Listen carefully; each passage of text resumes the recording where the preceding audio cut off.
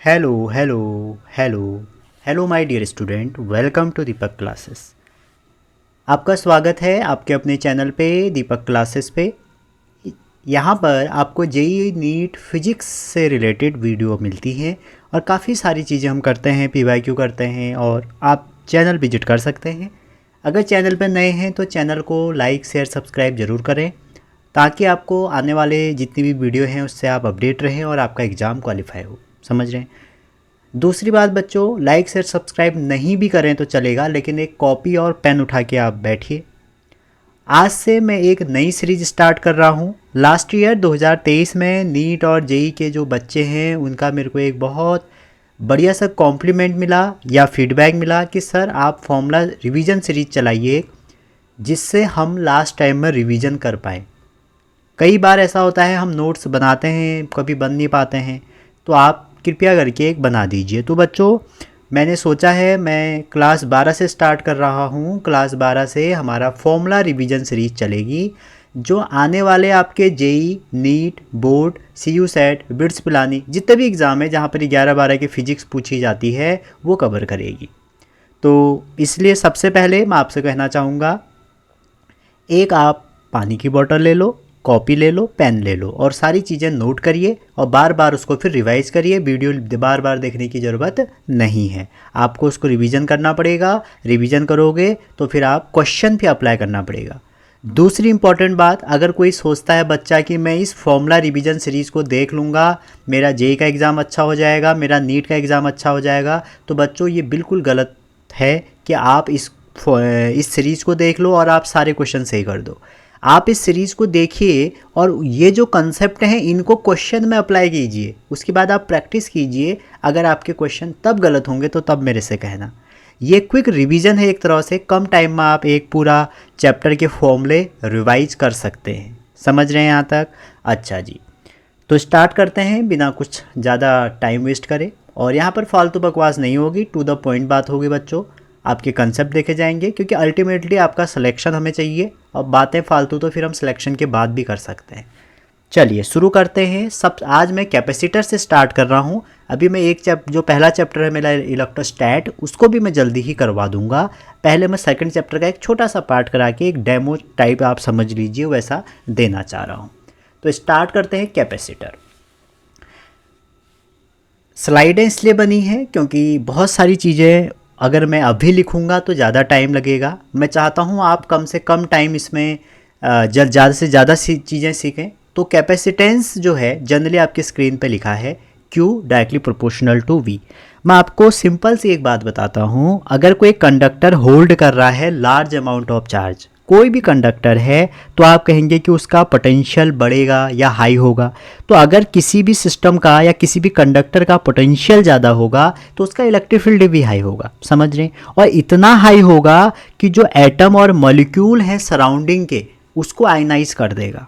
समझ रहे हैं? अच्छा जी, तो जो मीडियम है आप ये कह सकते हैं जो सराउंडिंग मीडियम है उसमें जो एटम है या जो उसमें सराउंडिंग में जो भी आपका मॉलिक्यूल्स हैं वो क्या हो जाएंगे, एयर जो है वो आयनाइज हो जाएंगे।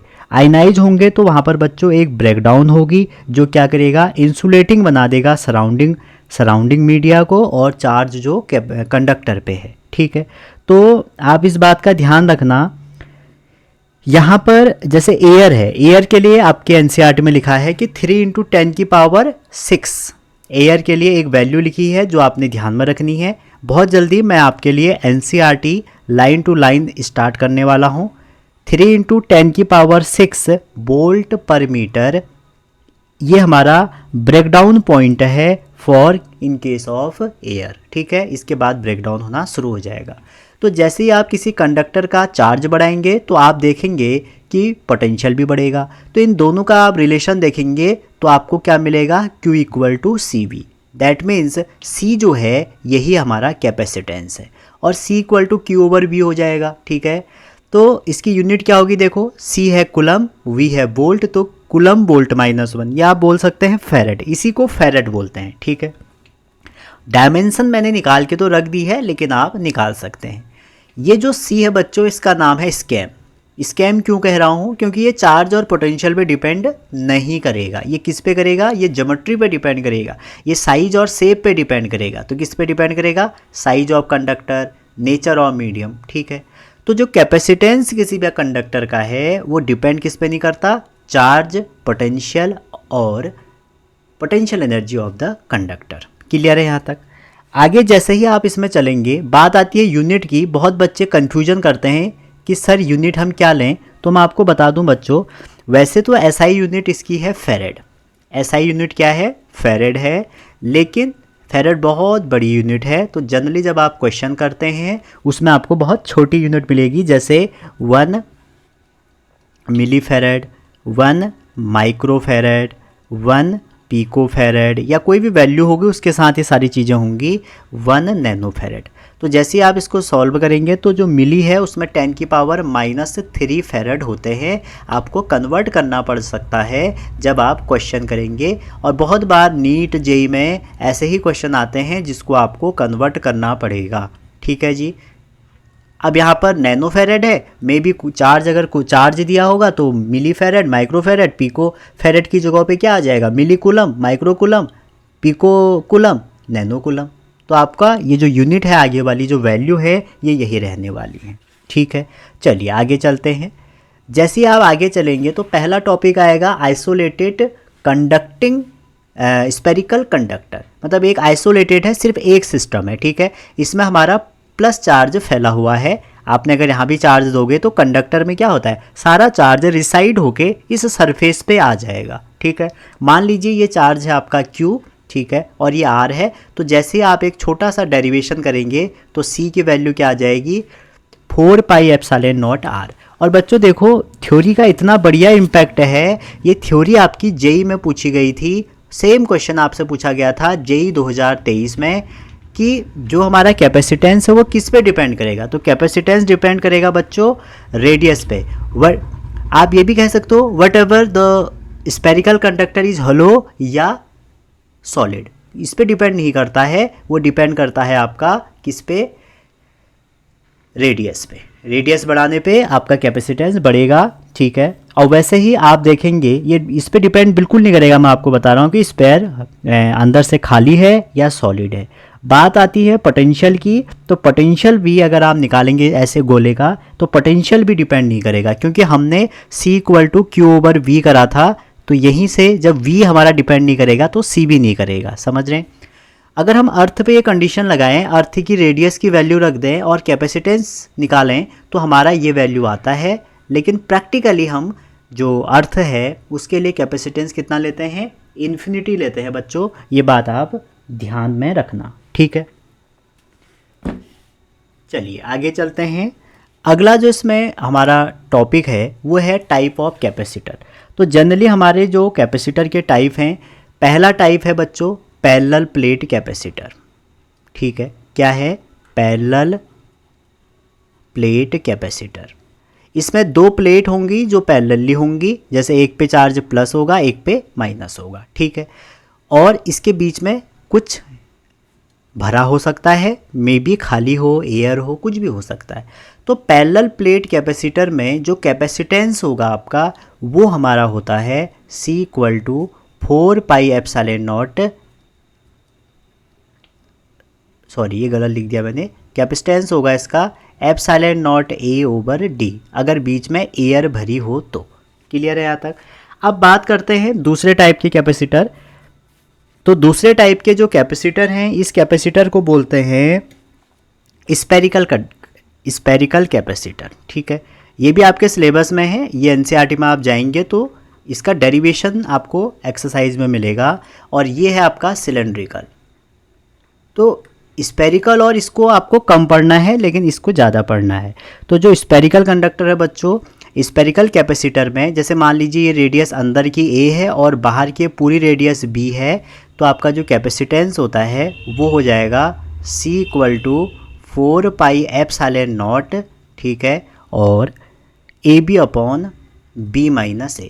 क्लियरली यहाँ पर B जो है वो A से बड़ा होगा, ये बात आप ध्यान रखना।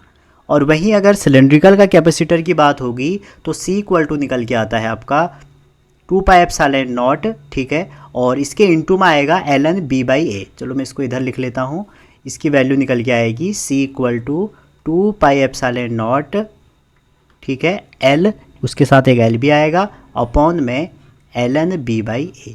और बी ए जो है ये अंदर वाले की जो रेडियस है वो a है और बाहर वाले की जो रेडियस है वो b है। यहाँ पर आपको बस फॉर्मूला ही ध्यान में रखना है, ज़्यादा नहीं पूछा जाएगा, लेकिन पैरेलल प्लेट के बारे में आपको पीएचडी करनी पड़ेगी क्योंकि इससे बहुत क्वेश्चन आते हैं, ठीक है। अभी फ़िलहाल इसके बीच में एयर है। थोड़ा सा आगे चलता हूँ मैं, स्पेरिकल और इसका फॉर्मूला आप ध्यान में रखिएगा, ये बहुत बार आपसे एज इट इज़ पूछी जाती हैं। तो जैसे ही आप आगे बढ़ते हैं पैरेलल प्लेट कैपेसिटर में कई बार ऐसा होता है, आपने इसको Q1 चार्ज दिया मान लो, ठीक है, और आपने इसको Q2 चार्ज, आपसे पूछा जाएगा कि बताइए यहाँ पर जो इसका आउटर सरफेस है इस पे कितना चार्ज होगा, इनर सरफेस पे कितना चार्ज होगा, अगर इसके बीच की डिस्टेंस कितनी है, d है। तो यहाँ पर आप ध्यान देने की बात है, आउटर सरफेस पे Q1 + Q2/2 इक्वली डिस्ट्रीब्यूट हो जाएगा और यहाँ भी उतना ही होगा, लेकिन जब इनर की बात आएगी, इनर में Q1 - Q2/2 और इक्वल अपोजिट। जो एक्चुअल में कैपेसिटर का आपका चार्ज होता है बच्चों वो ये वाला होता है, प्लस प्लस प्लस प्लस, और यहाँ पर minus minus minus minus minus minus, और बाहर वाला चार्ज क्या हो जाएगा, न्यूट्रलाइज कर लेगा अपना जो अर्थ का हमारा एटमॉस्फेयर है उसको आयनाइज कर देगा, ठीक है। अब इसी में अगर आप ध्यान से देखें, ये है इसके अंदर का चार्ज, तो अंदर अगर आपसे पोटेंशियल पूछ दिया जाए, आप कह सकते हैं सर पोटेंशियल होता है Q/c। तो इनसाइड अगर यहाँ पर आपसे पूछा जाए कि बताओ पोटेंशियल कितना होगा, तो आप कह सकते हैं कि सर जो पोटेंशियल होगा वो हो जाएगा V = Q की वैल्यू अगर रखें Q1 - Q2/2c। क्लियर है यहाँ तक, 2c। तो ये पोटेंशियल आपको जेईई नीट में कई बार पूछा गया है। अब अगर आपको सर और कुछ भी पैरामीटर पूछे जा सकते हैं तो हम एक स्लाइड और लेते हैं इसके लिए और डिस्कस करते हैं सारे टर्म जो जो पूछे जा सकते हैं। तो जैसे मान लीजिए ये मेरा कैपेसिटर था, ये 2 प्लेट हैं, ठीक है, और यहाँ पे +Q है। अब मैं इनसाइड वाला चार्ज लिख के दे रहा हूँ आपको, ये -Q है, तो इसकी बीच की जो डिस्टेंस है वो d है कोई, जिससे हमने इसको सेपरेट किया है। तो बच्चों यहाँ पर जैसे अगर बीच में इलेक्ट्रिक फील्ड पूछ लिया जाएगा तो इलेक्ट्रिक फील्ड कितना होगा, इलेक्ट्रिक फील्ड हो जाएगा आपका σ/ε0, ठीक है। अच्छा, अगर सिग्मा को आप ब्रेक करेंगे तो वो आ जाएगा Q/A/ε0।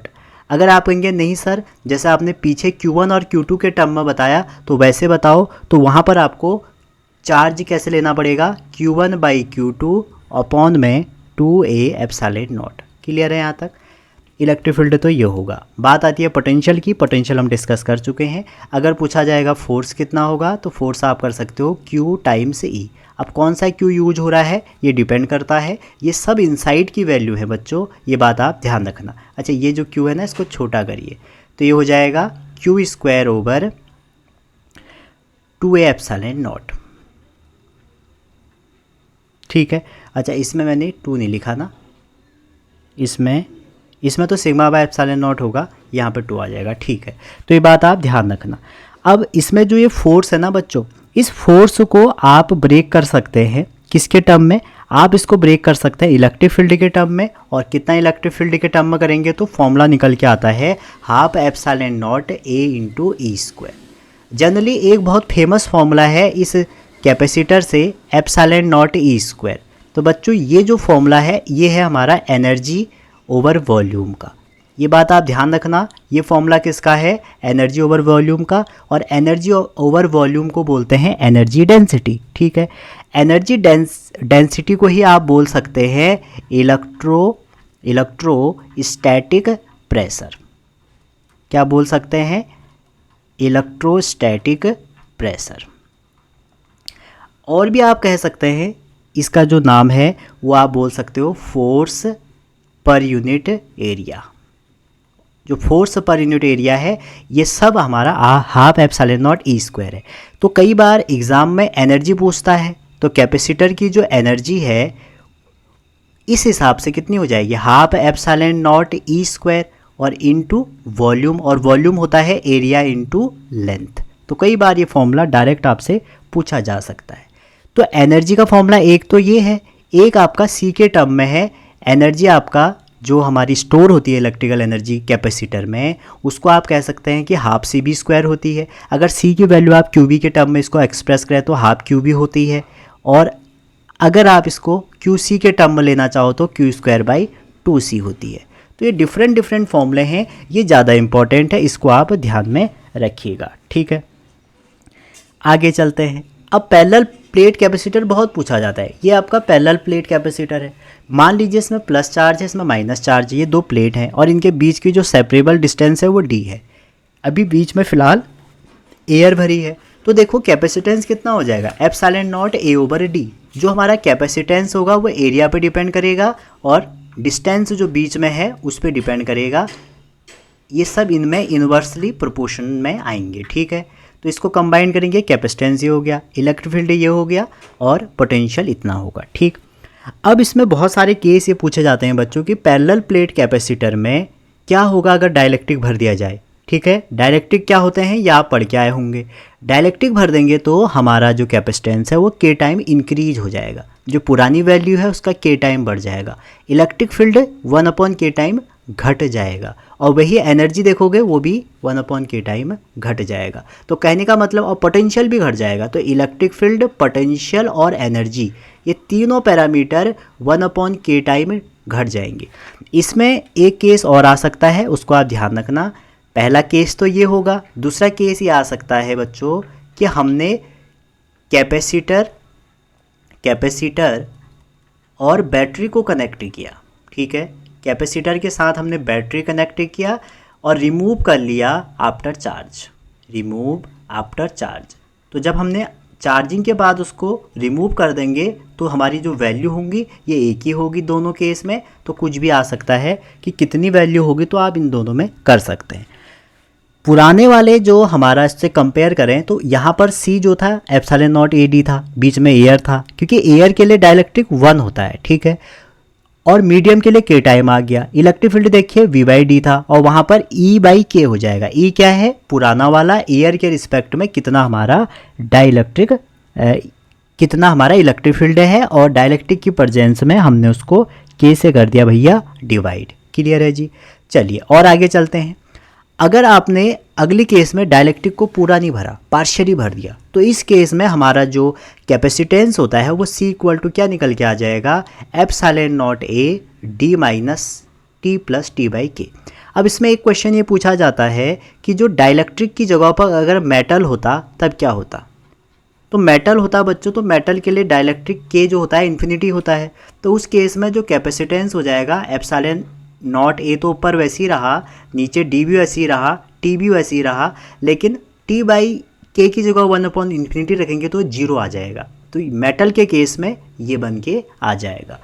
और हमारा जब पार्शियली डाइलेक्ट्रिक था तो ये बन के आ जाएगा, ठीक है। पोटेंशियल पूछा जा सकता है तो आपको ये जो D है इसका पूरे का अलग निकालना पड़ेगा, इस वाले पार्ट का अलग निकालना पड़ेगा। तो आपने क्या कर दिया, E D minus T plus E T/K। ये जो इलेक्ट्रिक फील्ड है वो हमारा ये डाइलेक्ट्रिक वाले मीडियम का है। और इलेक्ट्रिक फील्ड की वैल्यू कितनी हो गई, sigma over epsilon not. Clear है यहाँ तक। चलो फिर आगे चलते हैं। अगर आपने अगले केस में डाइलेक्ट्रिक तो भरा ही भरा, लेकिन उसमें बैटरी भी लगा दी, एक बैटरी या एक कंटिन्यूस सप्लाई लगा दी, तो उस केस में बच्चों आपका क्या होगा, इलेक्ट्रिक फील्ड में कोई चेंज नहीं आएगा। इलेक्ट्रिक फील्ड कंटिन्यूस सप्लाई हो रही है, कंटिन्यूस चार्ज का मूवमेंट हो रहा है, तो इलेक्ट्रिक फील्ड और पोटेंशियल में कोई चेंज नहीं आएगा, ये बात आप ध्यान रखना। अब यहाँ पर क्या होगा, C हमेशा बढ़ेगा, चाहे कुछ भी हो जाए, C को आपने हमेशा K टाइम बढ़ाना है। यहाँ पर इंटरेस्टिंग बात यह है, Q भी बढ़ जाएगा और जो हमारी इलेक्ट्रोस्टैटिक एनर्जी स्टोर कर रहा है वो भी बढ़ जाएगी।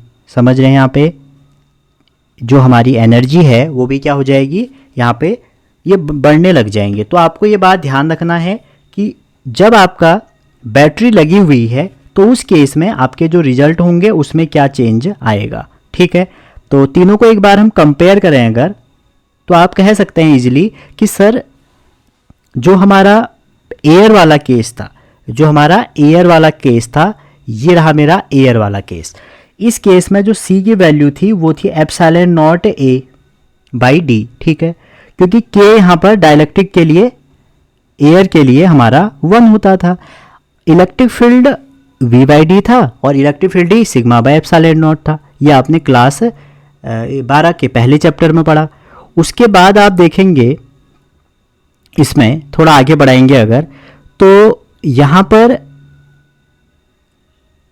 पोटेंशियल ये जो एनर्जी थी हमारी वो थी हाफ CV²।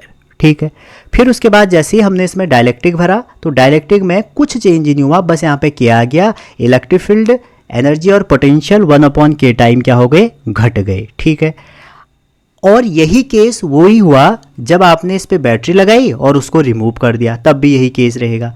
तीसरा मैंने आपको बताया जब पार्शियली आप कनेक्ट करेंगे तब क्या होगा। अच्छा, चौथा केस मैंने बताया, इसमें ना ये शायद गलत है, जो ये एनर्जी है ये हमेशा के टाइम ये घटेगी। ठीक है, तो यहाँ पर एनर्जी घटेगी, बस इसमें ये ध्यान रखना कि जो चार्ज होगा वो के टाइम बढ़ने लग जाएगा। ठीक है, और ये दो कांस्टेंट हो जाएंगे। तो जब पैरेलल प्लेट कैपेसिटर में आप बैटरी को कनेक्ट ही रहने दोगे तो आपकी जो एनर्जी है वो भी 1/k टाइम डिक्रीज होगी। ठीक है, तो आप यहाँ से क्या समझे, आप ये कह सकते हैं सर हम एक बात ये समझे, चाहे आप कुछ भी पूछा, एग्जामिनर कुछ भी पूछे हमसे, चार ही केस हो सकते हैं। एक तो ये हो सकता है कि हमारा इसके बीच में एयर है। ठीक है, एक ये हो सकता है प्लस माइनस, इसके बीच में कोई डाइलेक्ट्रिक है पूरा। एक ये हो सकता है कि ये प्लस माइनस, इसके बीच में हमने डाइलेक्ट्रिक भी डाला और इस पर बैटरी लगाई और फिर उसके बाद हटा भी दी। एक ये हो सकता है डाइलेक्ट्रिक भी था और हमने बैटरी भी लगाई रहने दी। क्लियर है यहाँ तक। तो पहले केस में हमारे रिजल्ट थे जो सी था वो ε0A/d था। क्लियर है यहाँ तक। दूसरे केस में, क्योंकि इससे क्वेश्चन ज़्यादा पूछे जाता है आपसे, इसलिए मैं आपको बार बार इसको करवा रहा हूँ। इसमें k ε0A/d था। इस वाले में भी k ε0/d था और इस वाले में भी k ε0A/d था। आपको स्मार्ट स्टडी करनी पड़ेगी ना बच्चों। तो सारे केस में क्या हो रहा है, के टाइम बढ़ रहा है। देखिए आप, के टाइम बढ़ रहा है, के टाइम बढ़ रहा है, के टाइम बढ़ रहा है। ठीक है, तो आप ये कह सकते हैं सर जो सी न्यू होगा सारे केसों में वो आपका के टाइम सी होगा। क्लियर ना बच्चों। सेकंड केस बात करते हैं यू की। तो इसमें मैंने आपको बताया यू हो जाएगा हाफ CV², या 3 फॉर्मूले बताए, फिलहाल मैं एक ही लिख रहा हूँ यहाँ पे। यहाँ पे क्या हो जाएगा, जो u हो जाएगा वो इनिशियल का 1/k टाइम हो जाएगा, ये भी इनिशियल का 1/k टाइम हो जाएगा, ये भी इनिशियल का 1/k टाइम होगा। मतलब ये हमेशा घटेगा, इसका नेचर ही घटने का है। यहाँ पर चार्ज q है तो यहाँ पे भी q रहेगा, यहाँ पे भी q रहेगा, बस एक k टाइम q बढ़ जाएगा। क्लियर है यहाँ तक। आगे चलते हैं। यहाँ पे इलेक्ट्रिक फील्ड अगर E है, पोटेंशियल V है, तो यहाँ पे इलेक्ट्रिक फील्ड और पोटेंशियल 1/k टाइम हो जाएंगे, यहाँ पे भी 1/k टाइम हो जाएंगे और यहाँ पर सेम रहेंगे क्योंकि कॉन्टीन्यूस सप्लाई ऑफ चार्ज हो रही है। तो आई थिंक ये आपका कवर हो गया होगा। आगे चलते हैं इसमें। अगला जो इसमें टॉपिक है वो है small drop to new drop. तो जैसे आपके पास n ड्रॉप है, n जो है आपके पास स्मॉल ड्रॉप है, आपने इसको कंबाइन किया और एक बड़ा ड्रॉप बनाया। n ड्रॉप है आपके पास, आपने इसको कंबाइन करके यहाँ पर एक ड्रॉप बनाया।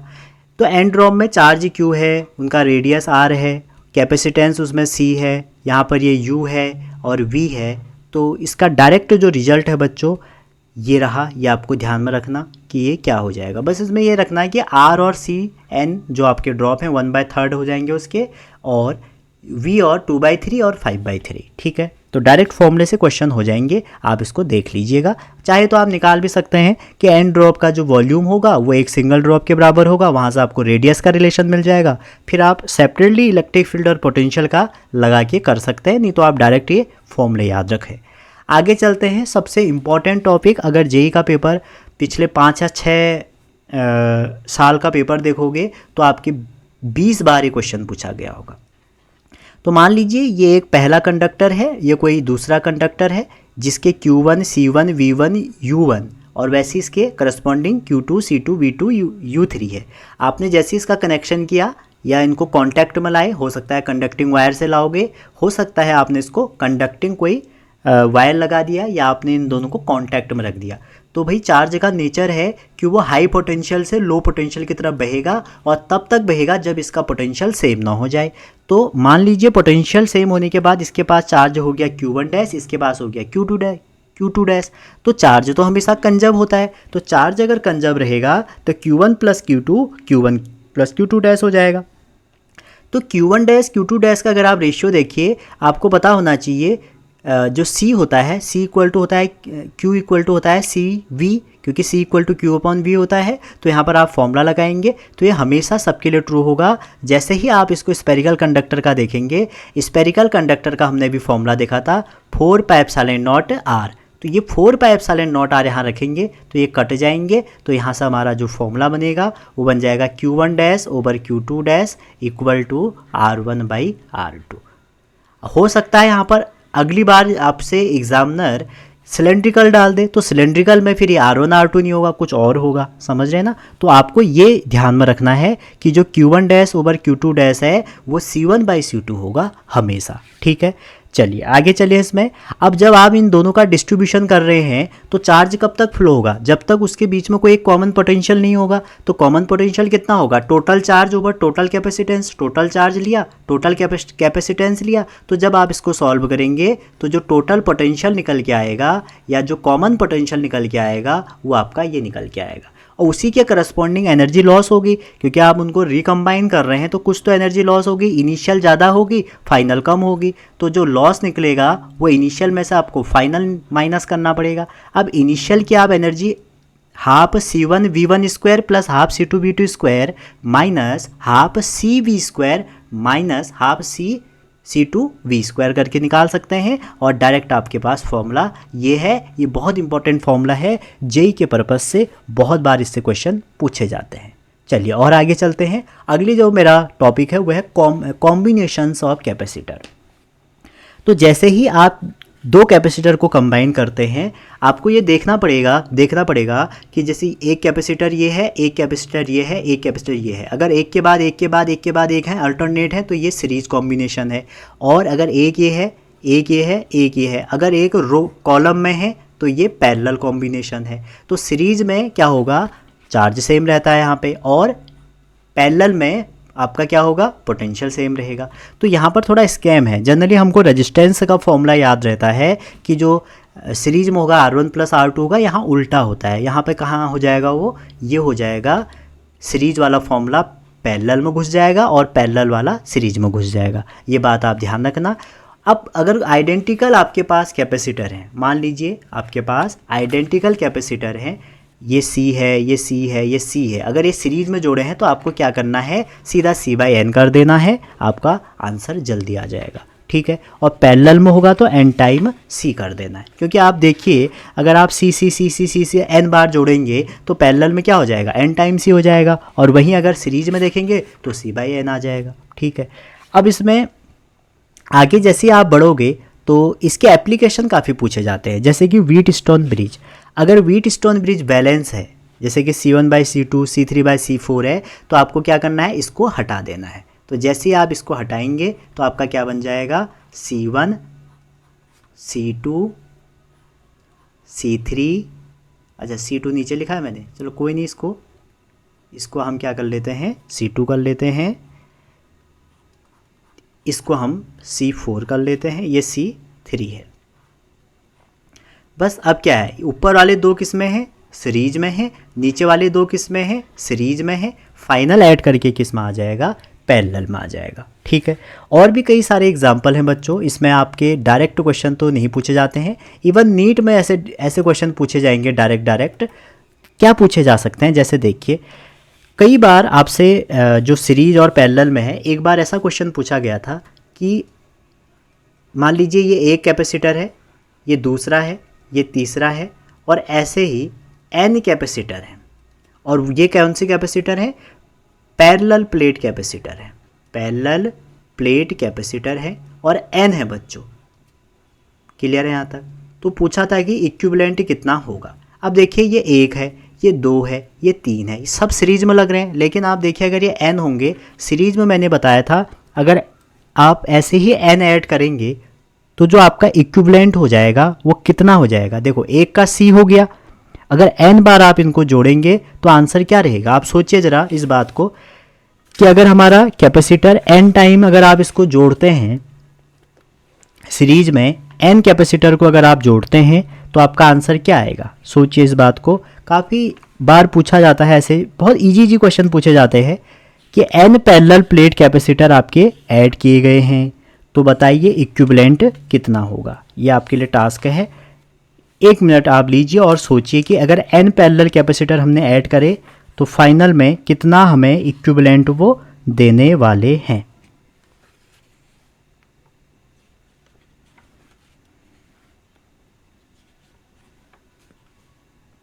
ठीक है, सोचिए, दिमाग में जोर डालिए कि भैया n अगर जुड़ेंगे तो कितना देंगे। बस मैं आपको इतना बता सकता हूँ कि अगर n सीरीज में जुड़े हुए हैं, अगर n कैपेसिटर सीरीज में जुड़े हुए हैं तो हमारा जो आंसर आएगा वो C/n आएगा। अगर पैरेलल में जुड़े हैं तो n टाइम C आ जाएगा। अब मैं आपसे कह रहा हूँ कि n पैरेलल प्लेट सीरीज में जुड़े हुए हैं तो आपको फाइनल आंसर बताना है।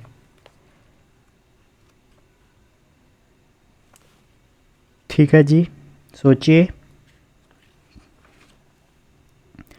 और एक बात और कहना चाहूँगा बच्चों, अगर चैनल पे नए हैं तो चैनल को लाइक शेयर सब्सक्राइब करिए। आपका अपना चैनल है, मैं देखता हूँ अगर चैनल में उसमें जाके देखता हूँ किसमें, यूट्यूब स्टूडियो में, तो वहाँ पर जो मेरा चैनल का स्टैट होता है उसमें लगभग आप ये समझिए 50% देखने वाले ऐसे हैं जो सब्सक्राइब नहीं करते हैं। ठीक है, अब देखिए, चलिए आपने कर लिया होगा अगर किसी ने करा होगा। देखिए सिंपल सी बात है, यहाँ पे n जो कैपेसिटर है हमारे, अगर वो सीरीज में होते हैं, एक का कैपेसिटेंस C होता है तो n का कितना हो जाता है, NC हो जाता है। सॉरी, उल्टा कह दिया मैंने। सीरीज में आपका जो C इक्विवेलेंट हो जाएगा वो C/n हो जाता है, और वहीं पैरेलल में अगर हम n जोड़ देते हैं, वो भी इक्वल हैं अगर, तो हमारा C इक्विवेलेंट NC हो जाता है। अब यहाँ पर आप ध्यान दीजिए कि हमारा पैरेलल प्लेट कैपेसिटर जो है, अगर आप इसको अल्टरनेटली जोड़ेंगे, ठीक है, और क्योंकि इन दोनों का एक माना जाएगा, तो अगर आप इनको सीरीज में जोड़ेंगे ये कितने रहेंगे, इन दोनों का एक होगा ना, तो कितने रह गए, n-1 रह गए। अगर आप इनको पैरेलल में जोड़ोगे तो पैरेलल में जो आंसर आएगा वो आ जाएगा n-1c, और यही पूछा गया था एग्ज़ाम में। अगर आप सीरीज में जोड़ोगे तो फिर क्या आ जाएगा, C/n-1।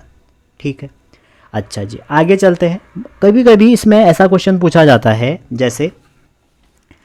जैसे आपका ऐसे 2 प्लेट दे देंगे, आपको कहेंगे कि C इक्विवेलेंट निकालिए, एक ये है, और ग्रुपिंग से क्वेश्चन काफ़ी बार पूछे जाते हैं जेई में और नीट में। ठीक है, तो जैसे एक ये P है और ये Q है, कहेंगे कि बताओ इक्विवेलेंट कितना है, तो आपको कुछ नहीं करना है, एक को प्लस चार्ज दीजिए। अगर आप P को प्लस चार्ज देंगे तो ये P पर प्लस चार्ज रहेगा, दोनों जो सरफेस हैं इसके, इनर और आउटर, दोनों पे प्लस हो जाएगा। और जो हमारा दूसरा है उसको आप क्या दो, माइनस दो, तो दोनों में सरफेस में माइनस चले जाएगा। अब आप देखिए, जब इन दोनों को आप देख रहे हैं तो पेयर बनाइए, एक पेयर ये बन जाएगा, एक पेयर इक्वल एंड अपोजिट, एक पेयर ये बन जाएगा। ठीक है, तो कितने कैपेसिटर बन गए, 3 बन गए। अब यहाँ पर देखिए आप, तीनों जो कैपेसिटर हैं बच्चों वो सीरीज में है, ध्यान से देखिए, ये तीनों जो जुड़े हैं ये सीरीज में जुड़े हैं। क्लियर है यहाँ तक? अच्छा जी, तो आंसर कितना हो जाएगा, अगर एक का C होगा तो पैरेलल प्लेट 3 का कितना हो जाएगा, 3C हो जाएगा। एक और एग्जांपल लेते हैं, जैसे ऐसे ही आपको इसमें सोचना है, जैसे मान लीजिए ये एक है और दूसरा जो कैपेसिटर है हमारा वो इसी के अंदर हमने ऐसे डाल दिया। अब आपको निकालना है, ये P प्लेट है और ये Q प्लेट है।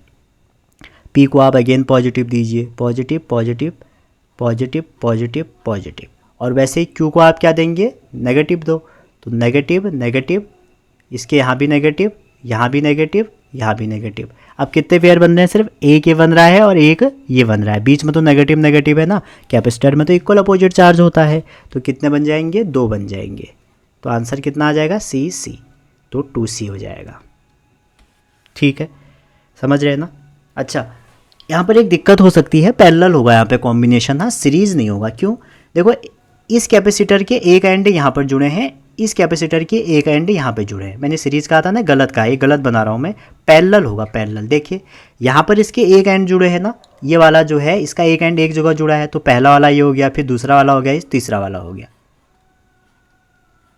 ठीक है, कर सही रहा हूँ, बोल गलत रहा था। तो 3 से आ जाएगा, सी ऐड करोगे तो, और यहाँ पे भी वैसे ही हो जाएगा। तो आपको, क्योंकि दोनों के एक सिरे एक जगह पे जुड़े हैं और दूसरे सिरे एक जगह पे जुड़े हैं, तो ये ऐसे बन जाएगा।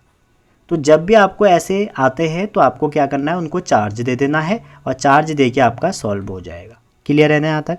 तो यहाँ पर देखिए इस दोनों के एक सिरे एक जगह पे हैं, इन दोनों के एक सिरे एक जगह पे है, तो ये पैरेलल कॉम्बिनेशन बनेगा। जैसे इसमें एक और क्वेश्चन कराता हूँ आपको, जैसे ये है, ठीक है, और इसकी मान लो ये जो साइड है ना, ये 3A है, और इसमें जनरली डायग्राम ऐसे बना हुआ होता है, 1 2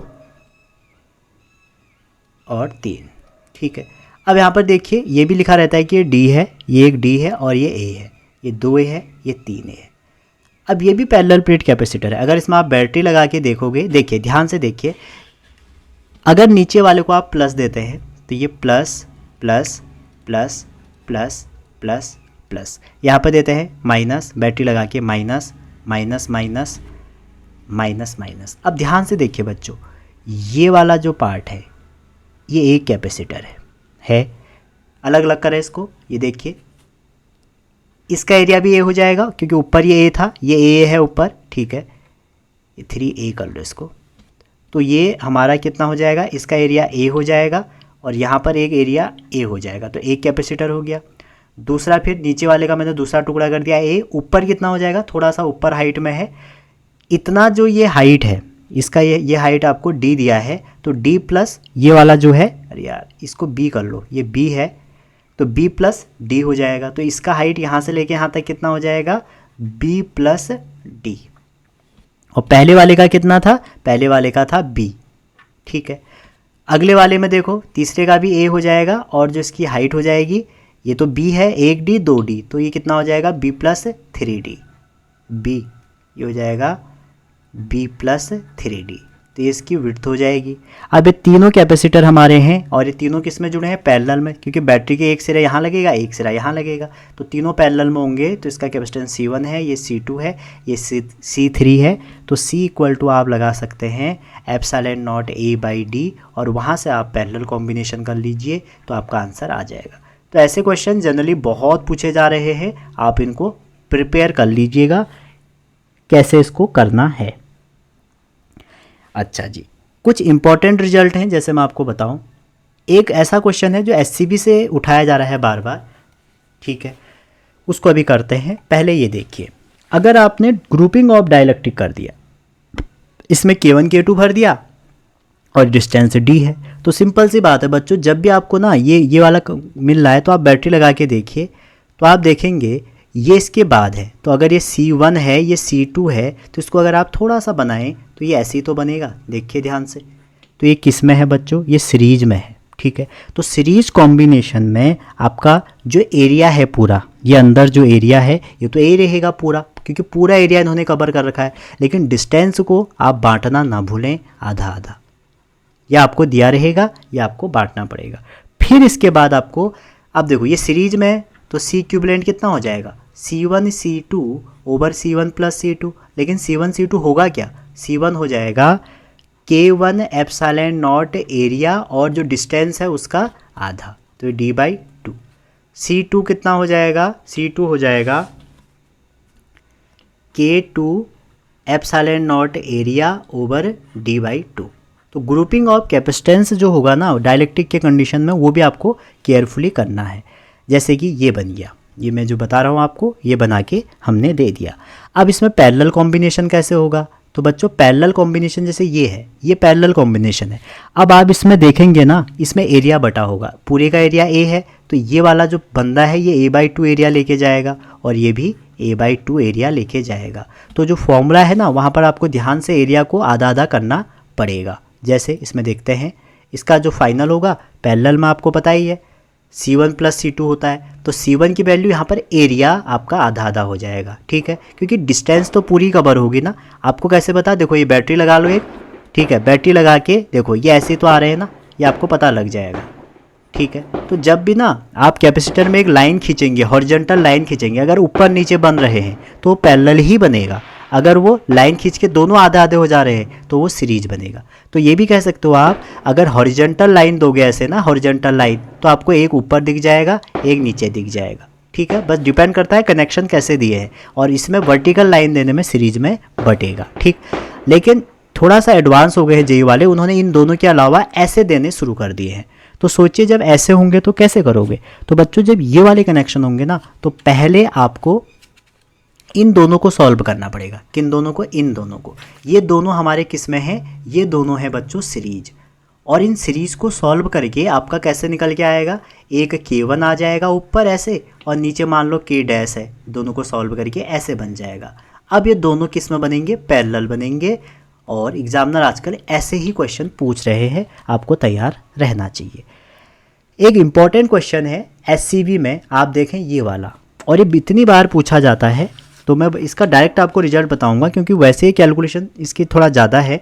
मान लीजिए ये डिस्टेंस यहाँ से लेके यहाँ तक A है, और ये डायलेक्ट्रिक K है। ठीक है, और ये वाली डिस्टेंस D है। तो इसका जो C इक्विवेलेंट होगा बच्चों, वो होता है K epsilon not area, area मतलब साइड का स्क्वायर, अपॉन में आपको करना पड़ेगा जितनी डिस्टेंस है D, और K-1 ln K।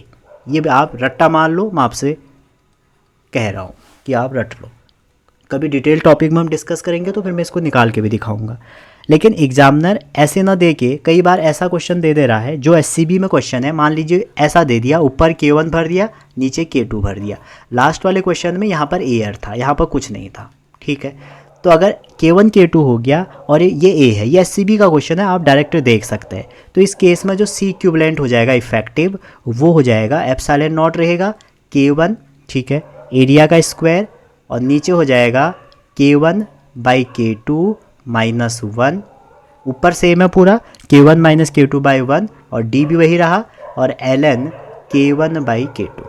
ये बात आप ध्यान रखना, ये बहुत बार पूछा गया है एज इट इज़। ठीक है, चलिए और आगे चलते हैं। अब बात रही पैरेलल प्लेट कैपेसिटर। अगर पैरेलल प्लेट कैपेसिटर दिया है आपको, जैसे कि ये, इसमें प्लस चार्ज होता है पहले डंडी में, दूसरे में जो इनर सरफेस पर उसका नेगेटिव चार्ज है। आपसे पूछ दिया गया कि भैया बताओ इलेक्ट्रिक फील्ड लाइन कैसे जाएंगे, तो भैया बाहर ऐसे जाएंगी, और कंडक्टर इस बीच में तो इलेक्ट्रिक फील्ड होता है, और कैसा होता है? यूनिफॉर्म होता है, तो ये ऐसे जाएंगी। ये भी आप ध्यान रखिएगा, कई बार आपसे direct electric field line of parallel plate capacitor पूछा जा सकता है। फिर आप वहाँ पर क्या करके आएंगे? गड़बड़ करके आएंगे। ठीक है, अब देखिए, मान लीजिए आपके पास इनफाइनाइट सर्किट है। ठीक है, मैं आपसे यही कहूँगा बच्चों, जब आपको पता है कि इनफाइनाइट सर्किट का हम कैसे निकालने वाले हैं, आपको पता है कि एक ब्रांच को x ले लो, टोटल पहले x ले लो, फिर उसके बाद अगली ब्रांच का जब आप निकालेंगे उसको रिड्यूस कर दो। तो मैं आपसे चाह रहा हूँ, अगर आप मेरे से फॉर्मूला रिवीजन सीरीज़ देख रहे हो, तो आपको क्या करना है? आपको नहीं करना है वैसा जैसे सब लोग बताते हैं। ठीक है, ठीक है, मेथड आनी ज़रूरी है, लेकिन मैं आपको इसका डायरेक्ट आंसर बताऊंगा। ऐसे ही अगर कोई इनफाइनाइट सीरीज है आपकी, ऐसे हम करते क्या हैं? पूरे का x लेते हैं, और पूरे का जैसे ही x लेंगे फिर उसके बाद हम उसको सॉल्व करते हैं। जैसे ही आप सॉल्व करेंगे फिर हम पूरी ब्रांच का x लेके उसको x बना देते हैं, और क्वाड्रेटिक इक्वेशन लेके सॉल्व करते हैं। तो जब आपको पता है कि ऐसा क्वेश्चन पूछा जाना है, तो क्यों ना थोड़ा स्मार्ट वे करना है। तो इसका जो आंसर होगा डायरेक्ट, आप इसको रट्टा मारो। फॉर्मूला रिवीजन सीरीज है, कुछ कुछ चीज़ें आपको याद करनी पड़ेंगी, जिससे आपका जो नीट वाले हैं उनके लिए TS क्वेश्चन निकलेंगे, टाइम सेविंग क्वेश्चन निकलेंगे, और जो जेई वाले हैं उनका भी थोड़ा बड़े क्वेश्चनों में ज़्यादा टाइम देने का मौका मिलेगा। 4C1/C2, ठीक है, ये रूट इसमें हो गया -1, इतना इसका कैपेसिटेंस होता है इन केस अगर आपको ये मिलता है। ठीक है जी, अच्छा जी, चलिए और आगे चलते हैं। इसमें एक टॉपिक और है, उसको भी डिस्कस कर लेते हैं। और जो टॉपिक है बच्चों, वो है आपका सर्किट। और वो सर्किट कैसे सर्किट है? RC सर्किट और LC सर्किट। तो अगर आप देखें, आपसे जनरली आजकल जो क्वेश्चन है उससे बहुत पूछा गया है, जो आपके सर्किट है, RC सर्किट है, उसमें दो चीज़ें हैं, जल्दी से उसको भी डिस्कस कर लेते हैं। RC सर्किट में हमारी दो चीज़ें हैं, एक है सीरीज आरसी सर्किट, एक है पैरेलल आरसी सर्किट। तो बच्चों जो सीरीज आरसी सर्किट है उसमें क्या होता है कि जो कैपेसिटर है वो बहुत ज़्यादा टाइम लेता है चार्ज होने के लिए, ठीक है। और फिर आई मैक्स होती है बिगिनिंग में आई बहुत ज़्यादा बढ़ती है, उसके बाद टाइम के साथ डिक्रीज होती है, कुछ टाइम बाद या आफ्टर अ लॉन्ग टाइम वो जीरो हो जाती है। In case of parallel RC circuit register का कोई रोल ही नहीं है, क्योंकि पैरेलल ब्रांच है, अलग अलग हो गया, कोई रोल नहीं है, तो इसका मतलब वो एक पाथ बना देगा करंट के लिए। तो जो आरसी सर्किट है उसके 3 स्टेज होते हैं, इनिशियल स्टेट, ट्रांजिट स्टेट और स्टेडी स्टेट, ठीक है। तो स्टेडी स्टेट और ट्रांजिट के बहुत क्वेश्चन पूछे जाते हैं आपको। इनिशियल स्टेट जब आप स्विच को क्लोज करते हैं या ओपन करते हैं, ट्रांजिट जब बीच में कोई भी टाइम जब आप क्लोज या ओपन कर रहे हैं, स्टेडी स्टेट होता है जब बहुत ज़्यादा टाइम हो गया है स्विच को खोले हुए, जिसमें कैपेसिटर चार्ज होकर फिर डिस्चार्ज होने लगता है। तो इसमें 2 कंडीशन है आरसी में, एक है चार्जिंग और एक है डिस्चार्जिंग। आरसी सर्किट में आपको 2 ही चीज़ पूछी जाती हैं हर बार, चार्जिंग डिस्चार्जिंग। स्टेडी स्टेट अभी मैं आपको डिस्कस कर दूंगा। तो चार्जिंग और डिस्चार्जिंग में जो चार्जिंग है हमारा, चार्जिंग में बच्चों जो चार्ज की वैल्यू होती है Q0 1 माइनस ई की पावर t ओवर RC, और RC क्या है, टाइम कांस्टेंट। आगे देखें पोटेंशियल, तो पोटेंशियल हो जाता है V0 1 माइनस ई की पावर t ओवर RC, ठीक है जी। और देखें अगर t इक्वल टू टाउ हो गया, टाउ मतलब RC हो गया अगर, ठीक है, तो हमारा Q जो हो जाता है वो हो जाता है 0.63 Q0। ये चार्जिंग की कहानी है। डिस्चार्जिंग की कहानी, Q इक्वल टू आता है Q0 ई की power minus T over RC, 1 हटा दो, पोटेंशियल से भी 1 हटा दो। और ये डायरेक्ट ना आपको फॉर्मूले की ज़रूरत पड़ेगी, इसलिए मैं ज़्यादा थ्योरी नहीं बता रहा हूँ। फॉर्मूले में क्या होगा, आपके एग्ज़ाम में क्वेश्चन निकलेंगे यहाँ से। Q आता है 37 Q0।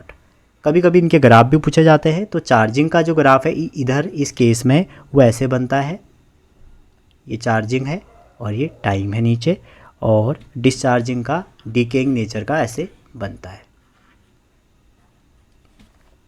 क्लियर है यहाँ तक, कोई दिक्कत तो नहीं होगी।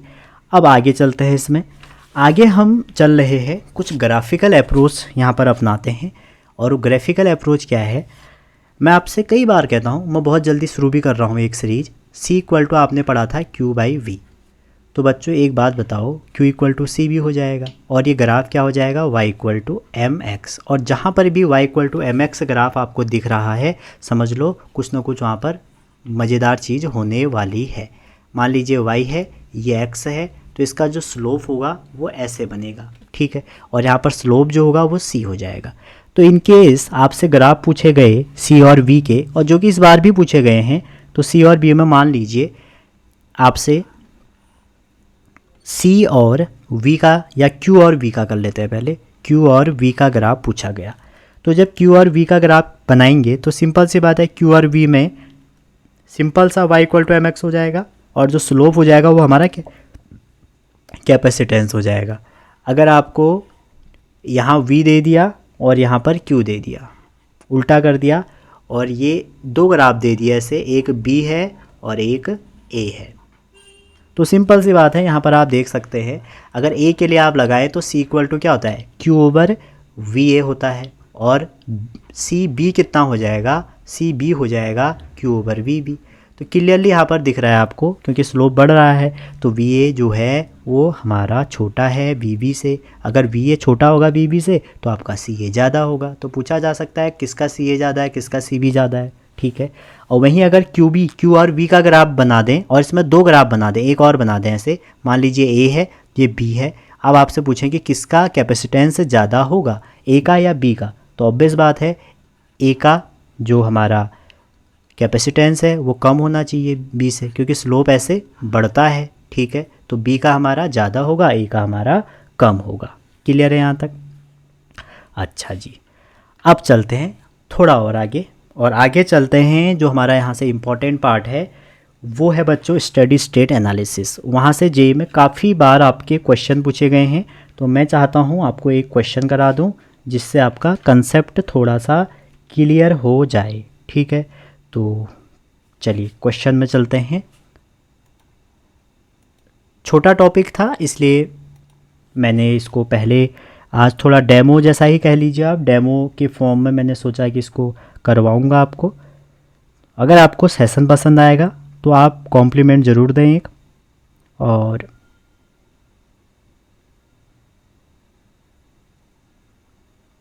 चलिए क्वेश्चन देखते हैं। तो स्टडी स्टेट एनालिसिस में मैं आपको बता रहा हूँ, स्टडी स्टेट एनालिसिस, और इससे बहुत क्वेश्चन आते हैं। तो स्टडी स्टेट एनालिसिस में आपको चार्ज पूछा जाएगा, ठीक है।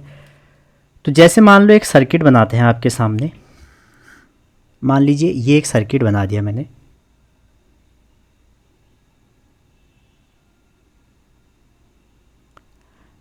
सर्किट, 1 मिनट बच्चों 1 मिनट।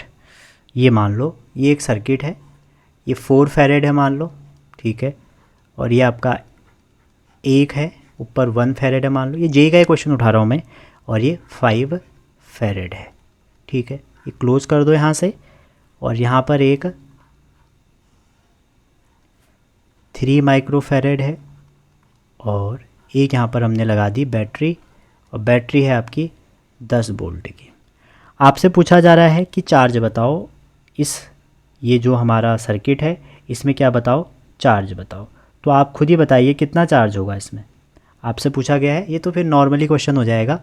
अगर मैं यहाँ पर ये मान के चलिए इसको हटा देता हूँ यहाँ से, ठीक है। और यहाँ पर एक रजिस्टर लगा दूँ, यहाँ पर रजिस्टर लगा देता हूँ 10 ओम का। तो मैं आपसे पूछ रहा हूँ इस क्यू के अक्रॉस चार्ज बताओ। तो जब भी अंडर स्टडी स्टेट आपको क्वेश्चन मिलते हैं तो आपके पास एक ही तरीका है इन सारे क्वेश्चनों को सॉल्व करने का। आप क्या करोगे, जो ये रजिस्टर है इस देखो स्टडी स्टेट में कैपेसिटर में कोई करंट नहीं होती है, ठीक है। जब भी स्टडी स्टेट आएगा तो कैपेसिटर आपके क्या हो जाते हैं, करंट नहीं होगी उसमें, ओपन हो जाएंगे, ठीक है। तो बचेगा कितना सर्किट, इतना पार्ट बचेगा। तो इसमें आप क्या निकाल लीजिए, करंट ही निकाल लीजिए, ठीक है। तो जैसे रेजिस्टेंस है आपको पता है V = IR होता है। तो V है 10, I तो आपका I है, R है आपका 10, तो I कितना आ जाएगा, 1 आ जाएगा। इसका मतलब है इसमें जो करंट बह रही है वो 1 है, ठीक है। तो जब इसमें 1 करंट होगी तो 10 वोल्ट इसके अक्रॉस है, तो 10 वोल्ट इसके अक्रॉस भी होना चाहिए। और 10 वोल्ट इस पूरी सीरीज यहाँ से लेके यहाँ तक इसके अक्रॉस भी 10 वोल्ट होगा। आपको इसके अक्रॉस क्या निकालना है, अंडर स्टडी स्टेट चार्ज निकालना है। तो चार्ज तो कुछ रहेगा ही ना, Q = CV। तो C कितना है 4, V कितना है 10, तो आंसर कितना आ जाएगा 40 फैरेड। समझ रहे। तो हमेशा इस बात का ध्यान रखना, अंडर स्टडी स्टेट में आपका C हो जाता है ओपन। तो सबसे पहले आपको निकालना पड़ेगा करंट। एक बार आप रजिस्टर के अक्रॉस करंट निकालेंगे, फिर आपको निकालना पड़ेगा पोटेंशियल, और वही पोटेंशियल हमेशा पैरेलल ब्रांच कैपेसिटर में दी जाती है। तो फिर उसमें Q = CV करके आपको करना पड़ेगा, ठीक है जी। कोई दिक्कत कोई परेशानी यहाँ तक नहीं हो रही होगी, ठीक है। अच्छा जी, अब जैसे कॉम्बिनेशन में आप जाओगे, चीज़ें तो बहुत होती हैं बताने को बच्चों, फिर भी मैं एक लास्ट बात और बताता हूँ आपको। जैसे मान लो ये आपका एक पैरेलल प्लेट है, इसमें +Q है, इसमें -Q है, और आपने एक कनेक्शन दिया और एक दूसरा बना दिया यहाँ पे, एक स्विच लगा के एक दूसरा जोड़ दिया ऐसे, और जो अनचार्ज है जिसका Q 0 है। तो जैसे ही आप स्विच को प्रेस करेंगे या क्लोज करेंगे या दबाएंगे तो ये पूछेगा कि इसके पास कितना चार्ज होगा, ये जो कैपेसिटर B है इस पर कितना चार्ज होगा। ऐसा क्वेश्चन आपसे पूछा गया है, ये जेई में पूछा गया है। तो देखो कैपेसिटर क्या करता है, चार्ज को पकड़े रखता है अपने बीच के रीजन में। जो +Q चार्ज है ना बच्चों, जैसे आप स्विच दबाओगे कोई भी ट्रांसफर नहीं होगा चार्ज का। क्यों, जो -Q ऑफ चार्ज है A का उसको होल्ड करेगा +Q। तो जब इस -Q को ये +Q होल्ड कर रखेगा, चाहे आप इसको दबाओ कुछ करो, इस पर Q कितना रहने वाला है, 0 रहने वाला है। एक और क्वेश्चन पूछा जाता है कई बार कॉम्बिनेशन में, आप देखोगे जैसे ये बना दिए कैपेसिटर,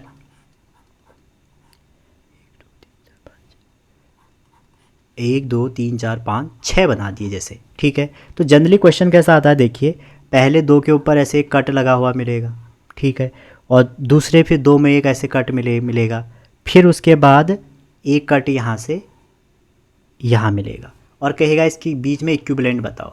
तो बच्चों डरना नहीं है। देखो जब भी ये बताए ना, जैसे C1 है मान लो, ये C2 है, ये C3 है, ये C4 है, ये C5 है, ये C6 है। अब इसमें क्या होगा, आप अगर देखेंगे ये जो पहले 3 है ना, ये पहले 3, वैसे तो इसका तरीका होता है लेकिन मैं आपको शॉर्टकट बता रहा हूँ। पहले 3 होंगे C1 C2 C3 पैरेलल में, इसको आप नोट से देख सकते हैं। उसके बाद जो बाद के 2 होंगे वो क्या होंगे, वो भी पैरेलल में होंगे। कैसे होंगे देखिए, C4 C5, मैंने इधर को बना दिया, जगह होने की वजह नहीं होने की वजह से C4 C5, और फाइनली मैंने क्या लगा दिया, एक C6 बना दिया। अब देखिए इनको इजीली जोड़ सकते हो, ये बहुत बार पूछा जाता है, समझ रहे हैं। या आप कह सकते हो इतना पार्ट भी कई बार पूछा जाता है कि C1 C2 C3 है, कितना आपका कैपेसिटेंस है, तो आपको इतना पार्ट ही डील करना होता है। समझ रहे हैं, यहाँ तक कोई दिक्कत नहीं होगी। तो ये था आज का हमारा फॉर्मूला रिवीजन सीरीज, और इसमें हमने आज डिस्कस किया सारे फॉर्मूले जितने भी कैपेसिटर के होते हैं, और आई होप आपको पसंद आए होंगे। अगर कोई गलती हो गई कहीं पर, कुछ गलती से कुछ गलत निकल गया, तो आप इसमें कमेंट कर सकते हैं, मैं उसको इम्प्रूव कर दूंगा। और बाकी मिलते हैं अगली वीडियो में, तब तक अपना ध्यान रखिए, पढ़ते रहिए। अब मैं कंटिन्यू फॉर्मूला रिवीजन सीरीज बनाते रहूँगा, जिससे आपका बेस क्लियर रहेगा और सारे फॉर्मूले लास्ट टाइम में आपको दिक्कत नहीं होगी, आप रिवाइज कर सकते हैं।